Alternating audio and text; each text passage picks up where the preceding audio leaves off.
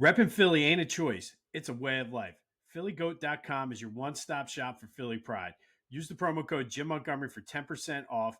Look fresh, stay Philly, Philly Goat. Go Birds.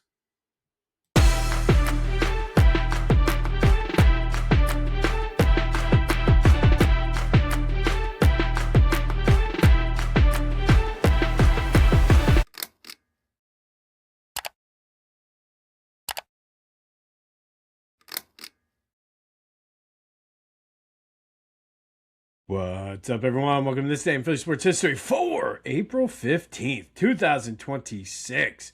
I'm your host, Jim Montgomery. Welcome to a Wednesday edition of the podcast. Happy hump day to everyone out there. Happy tax day. Get your taxes in if you haven't done it already. Don't need to get the IRS involved on you, but all right. Let's start with the Phils, and not a good night down at the bank for the Phillies. Got off to a good start, 3-0, and then it was all Cubs and Mundo Sosa with a homer.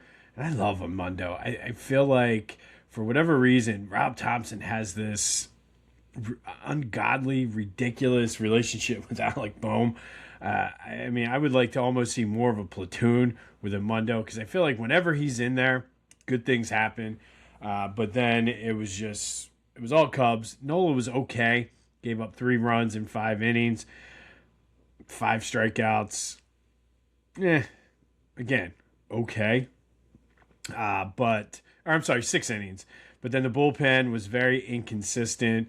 Kind of one of those ones you just, as Clint Hurdle would say, shower well, get it out of here, and move on. Jackie Robinson Day today down at the ballpark, or Jackie Robinson Night. Everybody will be wearing 42. One of my favorite days of the year, honoring the great Jackie Robinson. Jesus Luzardo is looking to bounce back as well tonight, as the Phillies look to take the rubber match with the Cubs. But again, very inconsistent offense. But that's going to be the story of this team all year. It just, get used to it, because this is the way it's going to be. Hopefully tonight is one of those. It's supposed to be in the 90s, so hopefully it's hitting season and we see some dingers at the park tonight. Flyers close out the regular season. It was AHL night. A lot of the regulars rested. Mishkov, Alex Bump, Porter Martone all scored. Oliver Bonk got his first NHL goal after being called up from the Phantoms. Flyers beat the Canadiens 4-2, and now we just wait for the rest of the regular season to end and get that schedule for the Flyers, Penguins. It's time. So kind of the schedule makers kind of help the Flyers out somewhat. They get some time to kind of rest, recoup, and whatnot. But we should be, I believe the playoffs kick off this weekend. Just don't know what the schedule is going to be for the Flyers. As soon as we know, I will give it to you. Speaking of playoffs, Sixers playing tonight down at the X versus the Magic. Wearing the black unis. It was announced that for all home playoff games, they'll wear the black ones. Winner of this game gets to take on the Celtics. Loser goes and plays. I guess if it's the Six, either way, they'll welcome the Hornets to their arenas. So, I don't know. I wouldn't mind seeing it. Either way, the Sixers are not winning the first round. I'm just kind of looking to see if there's some promise for the future.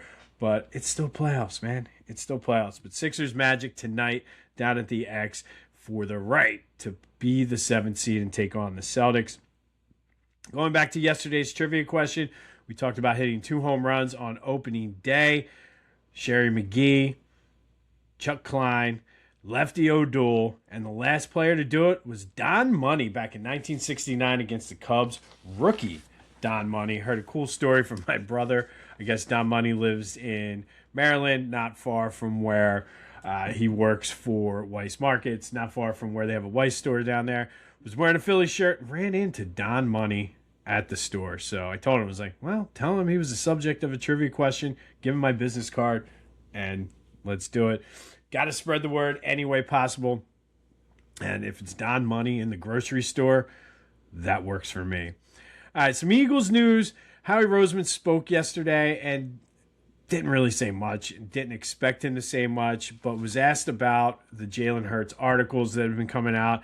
And said it's really unfair the way they're going after him. He said he gets it. That's how clicks and subscriptions and newspapers, whatever, newsletters, that's how you sell your papers. But said it's very unfair because I'm trying to think how he worded it. If we have a problem with a player, we go directly to them. Wouldn't necessarily elaborate, but I kind of agree. These articles probably came out after the fact. There's no doubt in my mind that the team has talked to Jalen, and I've said it before. Like, I think it's, if you have eyes, you know what Jalen does. But the issue is nobody looks at it objectively anymore. Everybody is like, Jalen sucks, get him out of here, or Jalen does no wrong. These are witch hunts. And the truth of the matter is right in the middle, where Jalen, I've talked about it ad nauseum. There are some things that he needs to work on. And I think Howie, in a roundabout way, acknowledged that, but we'll see. And now I need Howie to get back into his bunker to get ready for the draft. There will be a new Brotherly Birds breakdown coming out next week, likely Tuesday, where we'll look at the Eagles draft needs, kind of give our draft boards and get at it. So stay tuned for that. Available wherever you get your podcasts as well as on YouTube. Best way is to subscribe to that YouTube channel, Jimbo_Mont, or follow me on any of my social media platforms at Philly Jimbo. Like I said, lots of good things coming up. Not quite there to make announcements yet, but I got like 3 or 4 separate things going on that when the time is right, I will let you know what they are. Some of them do involve the Philadelphia Sports Hall of Fame. Some of them involve a side project that I will be working on, so just stay tuned in the next couple weeks for that. And then, of course, the other big story, I guess Eagles related, was Diana Rossini put in her resignation at The Athletic. And a lot of mixed reactions to that. And look, here's the way I look at it. 2 things. One, and I said this from the very beginning, it's not about her having an affair with Mike Vrabel, allegedly, and if they did, who cares? That's a whole separate issue that you need to take up with your spouse and whatnot. My issue with it is she's supposed to be the preeminent insider, and how much sway and impact did she have on this whole A.J. Brown story, especially since it was the Patriots. Mike Vrabel had a relationship with A.J. Brown. It's just a very big conflict of interest. And that was my take, and it will be my take. I see a lot of people saying, well, how do you think the insiders get the information? And look, this is different, much different. If she's having an affair with Mike Vrabel or even close to him, flirting with him, canoodling, whatever, holding hands. Like I said, if I showed that picture, or that picture came out of me holding hands like that, interlocked with somebody else and hugging the way they were hugging, my wife would not be happy about it. And that's not innocent. That's not my wife being over the top jealous. That's just, my eyes don't lie. That's what you see on that picture. So, of course, there's going to be speculation. And to think that there's not is ridiculous to even think about, especially because she is breaking stories. And I hear a lot of people say, like I said, about, oh, this is how people get their stories. Look, this is much different than Jay Glazer having the coaches over for like beer pong or whatever they were doing. This is way too close of a romantic relationship, or way too close to a romantic relationship. People get clouded judgment. I just think it's a conflict of interest. And furthermore, if this was all innocent, nothing happened, why are you going to resign? And that is always my thing. I'm not saying she's guilty, this, that, or the other. It could have been an innocent thing. We don't know. We might never know. But my thing is, if you're going to resign, it looks bad. Like, why? Like, to me, if it was me and I didn't do anything wrong, I would be like every day on the media saying, look, let's investigate it. Let's have a full, thorough investigation. I didn't do anything wrong. By resigning and kind of caving into the pressure, you're not necessarily saying I'm guilty, but you certainly are not portraying yourself as innocent in this. So, just like I said a couple weeks ago, more to this story is going to come out. And the fact that she's resigning, again, it's kind of like pleading the fifth. Like, sure, you have the right to plead the fifth and not testify against yourself. But if you don't have anything to hide, why do you need to plead the fifth? Diana, if you don't have anything to hide, why are you resigning? It's just, like I said, there's a lot of shadiness and... This day in Philly sports history is proud to be a part of the Clashing Conferences Sports Fan Network, where passionate fans make powerful content. Check out theclashingconferences.com and join the squad today. All right, April 15th. First, we're going to go back to 1965, and it was Game 7 of the Eastern Division Finals at the Boston Garden, the old one. Sixers versus Celtics. Celtics were up 1 with 5 seconds left. Hal Greer goes to inbound the pass to a cutting Chet Walker, and John Havlicek stole the ball, passes it to Sam Jones, runs out the clock. Celtics go to the finals, despite Wilt having 30 and 32 rebounds. Havlicek himself had 26 as the Celtics beat the Sixers 110 to 109. The big takeaway from this game was Johnny Most, the Celtics play-by-play announcer, with one of the more, possibly the most famous call in NBA history. Havlicek steals it over to Sam Jones. Havlicek stole the ball. It's all over. It's all over. God, I hate that. Anyway, Celtics would go on to win their 7th straight NBA title. And that leads us perfectly into today's What If Wednesday, brought to you by Lotwin. Go to Lotwin.com to check out their 3D custom hype chains. I keep telling you, these things are great for youth sports, home run chain, whatever you want to use it for. Go to Lotwin, use the promo code TCCPOD to take 10% off of your order. And this is a what if in Philly sports that I never really hear too many people talking about. But what if John Havlicek didn't steal the ball? What if he didn't pass it to Sam Jones and Sam Jones ran out the clock? What if that pass gets completed to Chet Walker? Then what?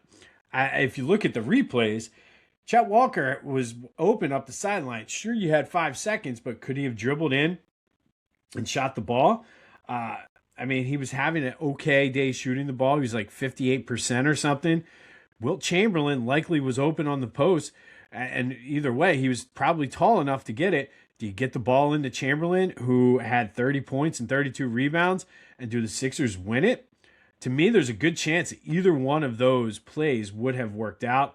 So let's say the Sixers win. Then they go to the NBA Finals, take on the Lakers. Elgin Baylor was hurt. Sixers should have been able to win that game or that series in 6 or 7. I don't think Jerry West would have been able to carry the Lakers against the Sixers, specifically Wilt Chamberlain, who offensively was probably more dominant than what Bill Russell was. Was this the Wilt coming out party? Would he it was his first year with the team? Does he become a legend in Philly? Does he ever leave Philly? Does it give the Sixers enough confidence to go and win back-to-back? We know they won it in 66-67. Would they have won 3 straight titles? And then how does that impact the Celtics dynasty? Part of their lore was winning those 8 straight championships and then winning more afterwards. How does that impact that? I don't know. It's an interesting thought. But Havlicek stole the damn ball. What would have happened if Havlicek didn't steal it? Love to know your thoughts on that. Hit me up on the Back to the Future voice and text line, 267-495-8531. Get anything Philly sports related off your chest. Lots to talk about today, but all of that in honor of the Sixers losing to the Celtics in the Game 7 of the Eastern Division Finals in 1965 when Havlicek stole the ball. All right, fast forward. Oh, What If Wednesday brought to you by Lotwin. Get your 3D custom hype chains. These things are amazing. And use the promo code TCCPOD to take 10% off your order. All right, let's fast forward to 1977. Down 2-0 in the quarterfinals, having lost both games at the Spectrum, the Flyers found themselves down 3-2 late in the third period up in Toronto in Game 3 until Rick MacLeish tied it with 38 seconds left, and then he hit the game winner less than 3 minutes into overtime. He also added an assist to this game. He became the first NHL player in history to score a goal in the final minute of the game and then score the game winner in overtime in the same playoff game. It was just the spark the Flyers needed, as they would win the next 3 games to win the series 4-2. But it was bleak for the Flyers, and then Rick MacLeish took over, scoring with 38 seconds left and then hitting the overtime game winner. Fast forward to 1985. Phillies lose to the Cubs 2-1 in Chicago. Mike Schmidt played in his 1,975th game, breaking Richie Ashburn's team record for games played for the Phillies. He is still number 1 to this day. Jimmy Rollins is number 2, but Mike Schmidt becomes the Phillies' all-time leading player in game, or all-time leader in games played with 1,975. I think he would get it up to like 2204, I think is the exact number. But that happened on this day in 1985. And then fast forward to 2004. Down 4-0, the Phillies scored 2 runs in the 7th, 4 runs in the 8th. David Bell, Mike Lieberthal, both homers. Real Cormier got the win. Billy Wagner came in to save it as the Phillies finally got their elusive first win at Citizens Bank Park, beating, I believe it was the Cubs that day, and finally winning a game at Citizens Bank Park. And then we do know that was the first win. Counting last night's game, which was a loss, the Phillies have 910 wins and counting at Citizens Bank Park. So there you have that, in case you were keeping score at home. And then finally, we're dealing with Flyers Penguins coming up. We have it on the horizon. It's going to be a lot of fun. But let's go back to 2012. Flyers go up 3-0 on the Penguins in the Eastern Conference quarterfinal series, winning 8-4 at the Wells Fargo Center. Danny Briere had 2 goals and an assist. Matt Reed and Max Talbot also had 2 goals. Jaromir Jagr had 3 assists against his former teams. Things got dicey in the next 2 games before the Flyers finally pulled it out, beating the Penguins in 6. Would love to see another replay of that. Young team, nothing to prove, beating the old vets. You love to see it. And then in 2019, we got Sixers playoffs tonight. Of course, we're going to focus on a Sixers game today.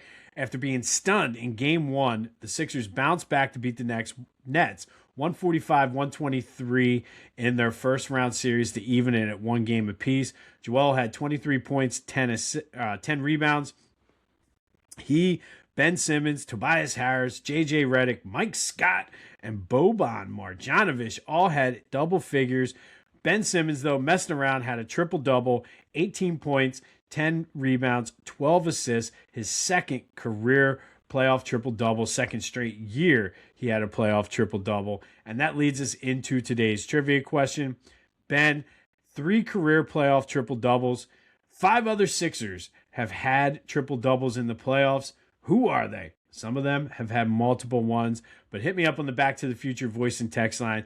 Besides Ben Simmons, who else has had a playoff triple-double in Sixers playoff history? We're not going to go back to the Syracuse Nationals. George King did have one for them in 1956, but we're going to keep it Sixers. What Sixers have had triple-doubles in the postseason? And then finally today, our You Never Get a Second Chance to Make a First Impression spotlight, Donovan McNabb. Obviously, he was booed on draft day. And again, not his fault. A couple knuckleheads, 30 to be exact, went up and booed him because they wanted Ricky Williams. I think the draft played out pretty well. So obviously, Donovan had a chip on his shoulder, sat behind Dougie P. Everybody wanted him to play. Andy stuck to he's going to sit behind Doug Peterson all year until about week 10 when Andy Reid had seen enough of Dougie P. Donovan got the start against Washington, led the Eagles to a win, 35-28.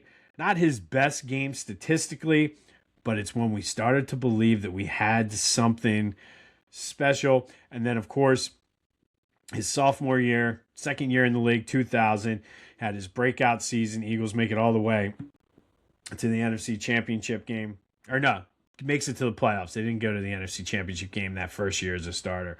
But Donovan McNabb, great first impression, overcame The knuckleheads that booed him, which was to this day still one of the more embarrassing. And I know we've thrown batteries at JD Drew, snowballs at Santa, shot flare guns at the vet on Monday Night Football. Lots of embarrassing moments for Philly fans, but to me, one of the most embarrassing moments is booing Donovan McNabb, who is the GOAT franchise quarterback in Eagles history, and a couple of knuckleheads booed him, and we all get lumped into those idiots who booed Donovan McNabb. And yes, if you're one of those idiots who are listening, sorry, it was a dumb move, stupid radio prank, made no sense from a team perspective. Idiots. So probably lost some listeners with that one, but that's all right. Donovan McNabb, you never get a second chance to make a first impression. He does love us. He will always love us. So we made a bad first impression on him, but Donovan, great start to his career. And then again, on his way to becoming the GOAT of Eagles franchise quarterbacks. Don't forget the trivia question. What other Sixers besides Ben Simmons have had playoff triple doubles? Would love for Tyrese or VJ to have a triple double tonight. How about Kelly Oubre to have a triple double? That would be awesome. But on this day in 2009, Sixers bounced back after losing game one, beating the Nets 145-123. Ben Simmons messing around and having a triple-double. And then in 2012, Flyers go up 3-0 on the Penguins, beating them 8-4. Danny Briere, Matt Reed, Max Talbot all had 2 goals in this game. 2004, Phillies finally get their first win at Citizens Bank Park, 6-4 over the Reds. Finally, it was the Reds, not the Cubs. I knew it was an NL Central team. But they would go on to win 909 more games and counting at the bank. Mike Schmidt sets the Phillies' all-time games played record, breaking Richie Ashburn's on this day in 1985. Rick MacLeish takes over at the end of regulation and overtime to save the Flyers from going down 3-0 up in Toronto. And then, of course, Havlicek stole the ball. Sixers lose to the Celtics 110-109. What if, though? What if Havlicek didn't steal it? Do the Sixers win that game? And how is the course of NBA history different from there on out? It's one of those things you never know. We will have more. Hopefully, we're celebrating the Sixers getting into the actual playoffs. They don't have good success so far in the play-in, but that changes tonight. And then maybe they shock the world and upset the Celtics. Not going to do it. Not going to do it. Not going to do it. Not without Joe. I'm not going to do it. And then, of course, hopefully, as we get more information on when the Flyers will play, we find out it'd be great to have a Saturday night Flyers-Penguins game. Woo-hoo-hoo. Or even better, a Sunday afternoon. It's supposed to be rainy on Sunday, so Saturday or Sunday afternoon at 3. I'll take it. Happy Jackie Robinson Day, everyone. This has been This Day in Philly Sports History for April 15th, 2026. My name is Jim Montgomery. Go have yourselves a Wednesday. And until next time, I'll see you when I see you.